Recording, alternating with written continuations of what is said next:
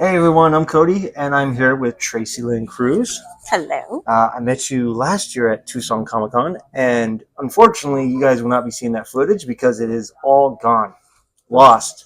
Rip. His fault. Rip. So, how you doing since I last talked to you? Good, good. Yeah, I am still traveling. Mm-hmm. You know, I try to slow down a little bit with my traveling, so I'm only doing maybe one show a month, and it tends to get a little more difficult as I take care of my father, Mm-hmm. and he's an ex-Vietnam vet, so it gets a little tricky.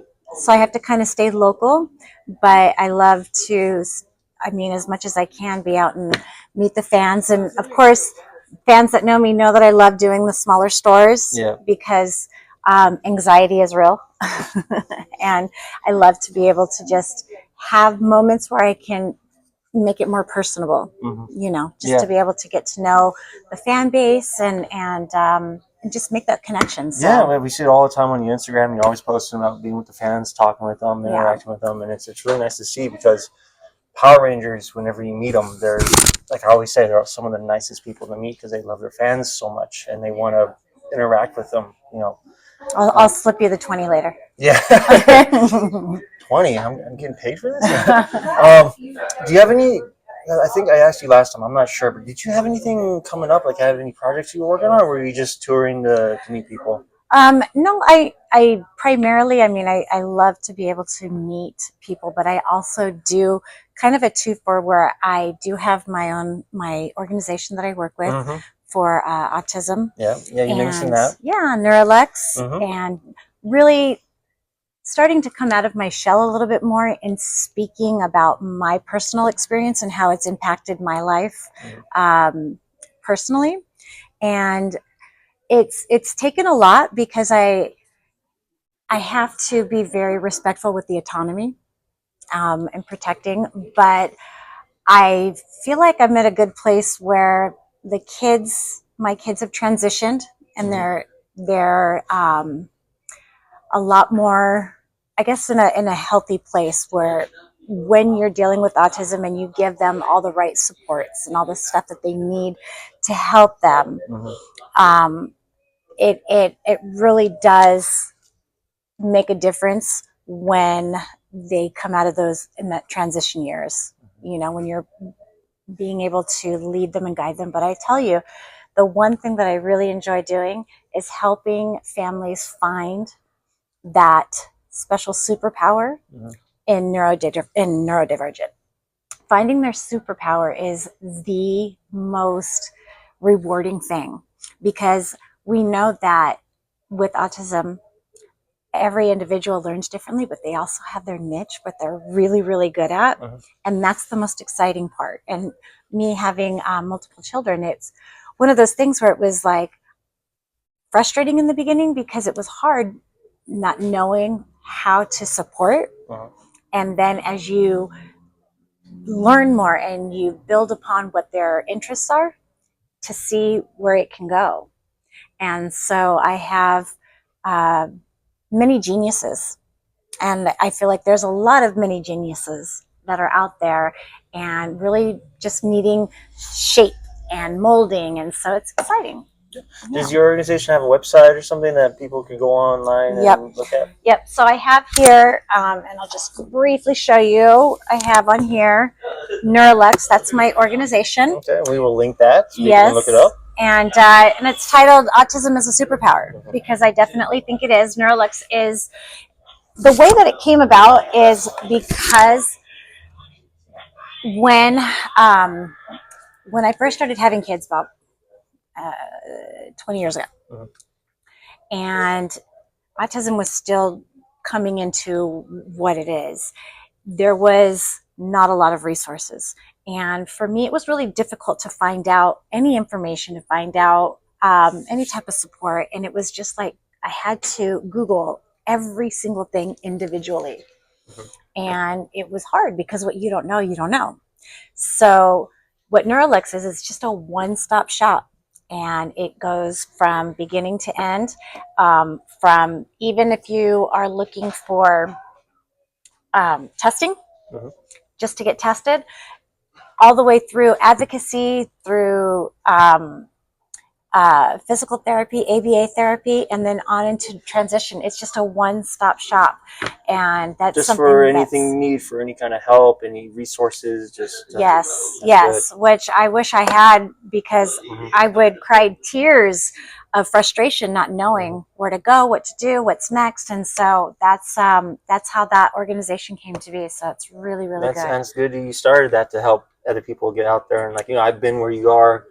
Here's what I've found. Here's what I'm trying to help you with. Here's all that you need. Yeah, that's really good. Yeah. It's still something that a lot of people know about, and it's still coming to light these days. Also, doing these shows, it helps to bring to the surface with the conventions, because there are so many neurodivergent people that love coming to Comic-Cons and all of these, but because of the sensory sensitivity, it's an overload. Yeah. So I really want to educate the conventions, the promoters, and let them know that there's a need of being finding a place where they can decompress, finding an area where they can just be. And a lot of conventions are doing that these days. They have sections set off to the side for people who need that kind of like just decompress time. Yep. Yeah, so it's very important, and I'm excited to know that it is starting to become more mainstream, and people are starting to identify.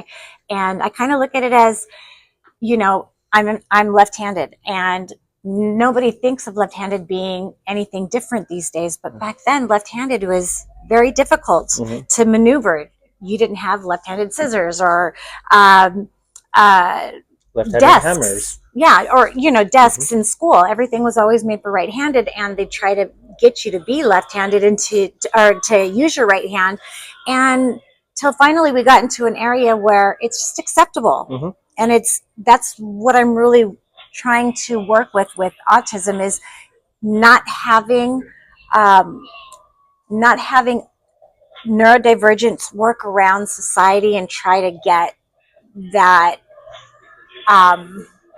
familiarity with society, but having society adjust to the neurodivergent and really making that change. It needs to be a part of a greater conversation where we're including the autism community, and not asking or telling them what they need, but asking them because they do know what they need.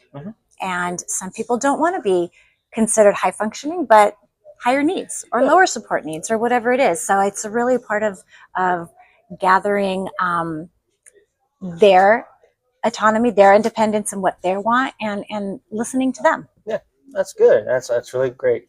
So after today, yes, where are your next locations? Where are you going next? After today, I'm going home. No, I have one more show. It will be in Romeoville in Chicago.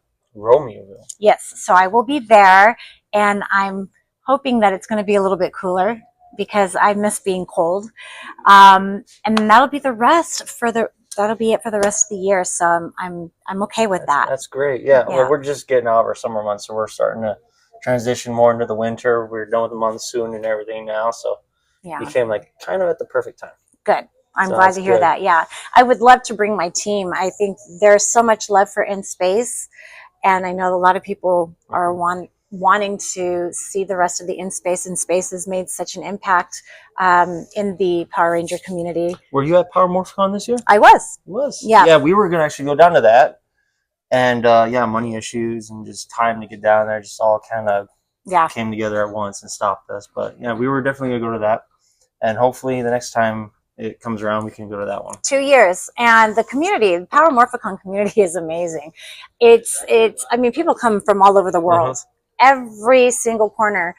And everyone speaks the same language. And it's amazing to see all the love that people have for the show. And even though the show is over and is not filming anymore, needless to say, I think it's not really over.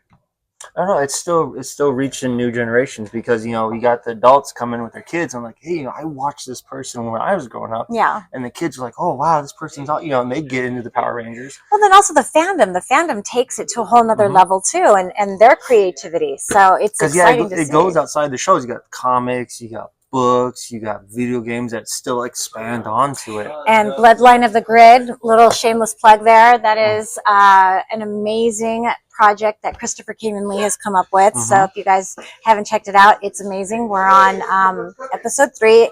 He really likes to take his time in doing things and making sure that he has his own perspective and he doesn't want to settle. He really wants to wait and just kind of, just put his whole heart into it and doesn't want money to be an option. So he's just, and I know you guys are going to be excited when episode 3 comes out. It's going to be amazing. Yeah. So Bloodline of the Grid. But yeah, all of these fan-made stuff is pretty exciting. It's even fun as some of the fan theories that, they connect little things here and there and they're like, oh, maybe this, maybe that. And then the original writer's like, I didn't even think of that. Yeah. Yeah. Yep. I know. It's amazing. What was one of your, I guess, from all the years of Power Rangers, did you have one that resonated with you? I wasn't allowed to watch it growing up because I would then go and beat up my brother. So my parents didn't like it. But so it's his fault. So when I would go to my Nana's house, my Nana would let me watch it when I was there. And so just watching the Power Rangers, I settled down a lot. Like I would just sit there and watch it. Yeah. And I don't really remember a whole lot of Power Rangers because I didn't watch it a whole lot. But I mean, it was still like. Were you part of the Saturday morning cartoon type of thing? Yes, I was into that. But no, just sitting down there and it was one of those little memories of like going to my Nana's house. No. Of always watching Power Rangers at her house. Yeah, my parents' back. So yeah. That's my memory. Thank you, Nana, for letting him watch it. For the support. I know, we were part of the in Space, and Turbo was part of that generation where it was so controversial because of the violence. Yeah. It was just this, now you look all these years later, and that's the thing was like you saw the fighting in it and you always saw all the beat up and everything, but there was messages behind the stuff that they always, be good, help, do stuff and be a better person. There was messages behind it, not just the fighting. Well, and you're fighting big fleas. That's just not. Oh yeah, some of the monsters were like, really, you turned that into a monster?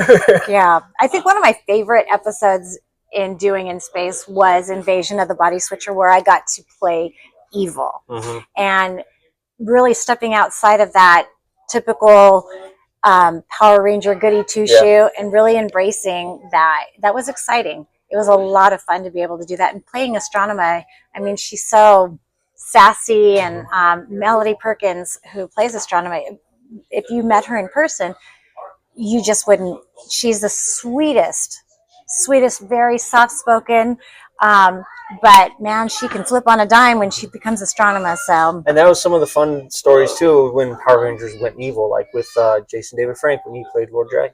We never see the evil side of it. Yeah. or those are all the behind the scenes. Yeah. But just some of those memories. A lot of people can connect back to their childhood and just like, feel like a kid again. Yeah. Like people I've met, some of my heroes that I watched growing up. Me and them, I felt like a kid again. Like when I met Dante Basco, who played Rufio and Hook. I was like a kid.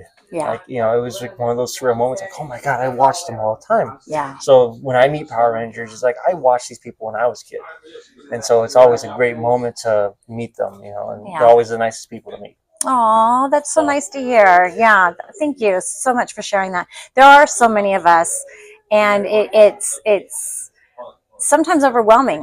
We're like, there's so many of us, and people they don't know what to say or what to do, and sometimes there's nothing to say or do. You just come up and even Rangers I've never watched on TV. It's a hobby now. They started with Jason David Frank. I'm up to 16 Rangers now, and now it's just a hobby of how many can I meet. So let me ask you a question. Yes. What do you have in your home that is the most expensive Power Ranger item? I want to. What is your guilty pleasure that you've indulged? I think it's the autographs, because I always get an autograph from each Ranger. It's just got to be the autographs. Yeah. I really can't pinpoint it. Okay. I mean, Jason David Frank. Since he's passed away, his autographs have gone Of into course. the thousands. Yeah. Which is ridiculous because he signed so much. Yeah. And that's the crazy thing is that seeing all of this merchandise that come from all over the world. In fact, I have, where is it here? That right there. If you want to hand that to me so I can show the viewers. Yeah. This is actually from Japan. This came straight from Japan and is exclusive. This, as soon as it launched, it sold out like that. Yeah, I've seen a lot of that. Yeah, this is, and I'm telling you, some of the stuff, I have a store on my website. If you go to Tracy Lynn Cruz on Facebook, or even my email address, I can send you a link. But I have so many of these exclusive that I can't take with me. But when I see the fans bringing these from Germany, from Austria, from all of these places, it's amazing. I'm just dumbfounded at how much stuff is out there. Anyhow, but some stuff doesn't even come to the U.S. Oh, I know. You got to order it from overseas and pay all the shipping and everything. Yeah, yeah. Well, this has been fun. Thank you so much for doing this again. Yeah. Anyway, I am Cody, and this is Tracy. And see you in the next video. Bye, guys.